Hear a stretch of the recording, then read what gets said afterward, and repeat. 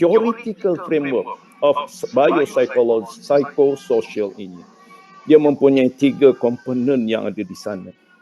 Segala perubahan tingkah laku, sama ada individu itu dalam keadaan sustain mentalnya, walaupun dia berhadapan dengan berbagai event, crisis event, traumatic event, dan apa-apa juga event yang boleh menyumbangkan kepada aspek psikologikal ini, sebenarnya dia memberikan impak yang besar ataupun kurang memberikan impak dari segi duration, time, lama ataupun sekejap, ataupun dari segi kekerapan dia timbul gangguan itu dalam kehidupan kita, sebenarnya boleh dijawab melalui aspek biopsychosocial ini. Apa dia biopsychosocial? Melibatkan 3 komponen, iaitu terdiri daripada aspek biological. Kita sebenarnya terhasil daripada unsur-unsur biological, melibatkan struktur dalam badan kita, proses yang ada dalam badan kita, terutamanya proses kognitif. Dan otak merupakan satu ejen yang penting dalam kehidupan manusia.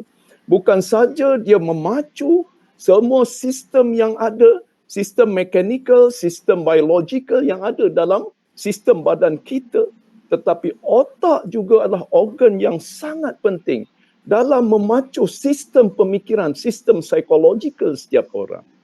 Jadi apabila berlaku sedikit kerencatan, kecacatan, gangguan pada struktur otak daripada proses biologikal lagi, bermula daripada zaman janin lagi, zaman kanak-kanak, baby, kanak-kanak, remaja dan dewasa sehingga sekarang ini, melibatkan proses kehidupan sepanjang hayat manusia, sebenarnya tak banyak sedikit dia mengganggu kepada sistem keseluruhan pembinaan psychological development itu.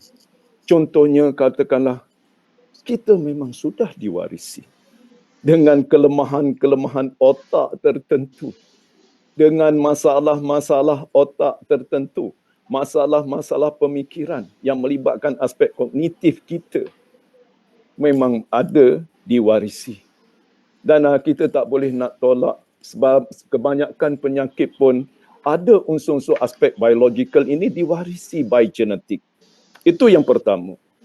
Yang kedua, walaupun kita tidak mewarisi genetik yang negatif itu, tapi kita kena ingat bahawa proses development kita, perkembangan dan pertumbuhan dan perkembangan kita daripada peringkat janin lagi sehingga sekarang ini, kita mengalami insiden-insiden tertentu, mungkin melibatkan jangkitan, penyakit yang lama, ataupun kita mengalami kemalangan, terantuk, tercetus, kepala kita berlaku gegaran, dan sekurang-kurangnya mungkin akan berlaku dia punya sistem struktur otak itu mengganggu struktur sistem otak itu dan menyebabkan berlaku kecederaan di sana sini. Ini juga adalah aspek biological, kan? Aspek biological sudah ada di situ. Itu yang pertama. Kemudian yang kedua, faktor psychological. Psychological proses, development proses. Dan kita tengok bila berlaku kepada proses perkembangan psychological, akhirnya dia membawa kepada personality, dan akhirnya dia membawa kepada pembinaan self-concept, konsep kendiri. Dia akan membawa kepada pembinaan self-esteem yang ada pada diri kita dan juga orang lain. Jadi, development process of personality ini sebenarnya melalui interaksi bersama individu yang signifikan. Sejak dahulu sampai sekarang, dia akan membentuk personality individu itu pada masa sekarang. Kita tengoklah balik kepada Rogers, kan? Rogers dalam teori person centered. Bagaimana developnya personality itu berdasarkan kepada perlu keselarasan di antara I and me. Balik rujuk kepada Roger. I and me. Dua personality yang membentuk sel konsep yang ada dalam diri setiap individu. Satu I, satu me, perlu seimbang, equilibrium, iaitu berlaku perseimbangan antara kedua-duanya, antara I and me. Apa dia I? Aku. Dan me, saya. Keakuan dan saya itu perlu kita develop seimbang. Apa jadi kalau berlaku ketidakseimbangan berlaku? Terdevelop isu-isu yang menyebabkan aku terbentuk dengan lebih berbanding I. Bagaimana keadaan personality individu yang terbina dengan aku lebih tinggi berbanding dengan me. I and me in equilibrium. Kan? Jadi tidak equal di situ. Apakah personality yang terhasil?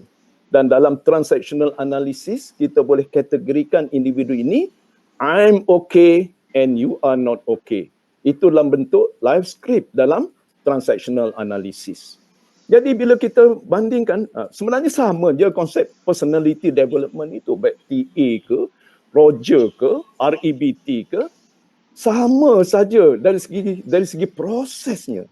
Tetapi maklumlah pengteori kan, kalau saya tak kemukakan terminologi saya sendiri, tak hebatlah saya, kurang hebatlah saya. Saya perlu memberikan terminologi tertentu. Kalau tidak, tak hebatlah, ikut saja orang lain. Akhirnya kita sebagai pengamal kaunsil ini bingung. REBT, TA bingung. Tetapi prosesnya sama. Dalam transactional analysis, kita panggil sebagai pembinaan life script. Kan? I'm okay, you are not okay. Apa kesannya? Dan individu I'm okay, you are not okay, segala pertembungan, personality bersama dalam interaksi sosial itu, dia akan menjadi konflik creator. Dan selama-lamanya berada di dalam organisasi, kita akan create konflik dengan orang lain. Kerana apa? Kita menginterpretasikan I'm okay, you are not okay. Apabila dalam discussion, apabila dalam perbincangan dan sebagainya, I'll always right.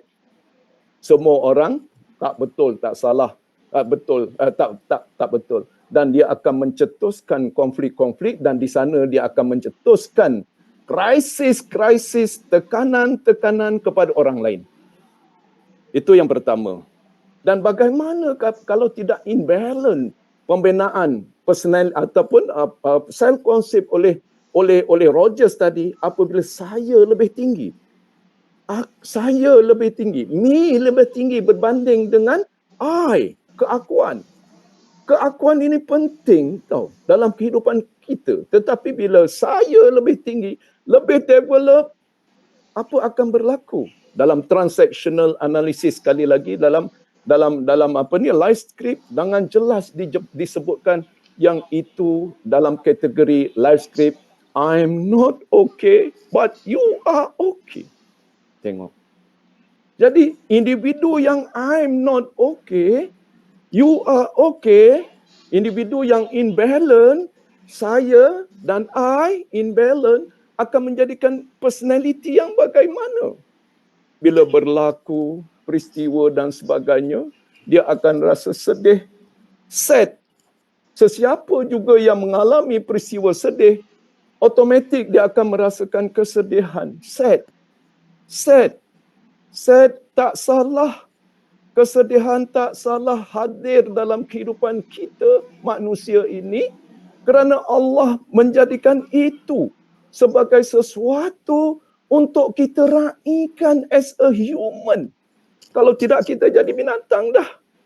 Kita tidak rasa sedih dengan pak saudara kita yang ditarik untuk dikorbankan.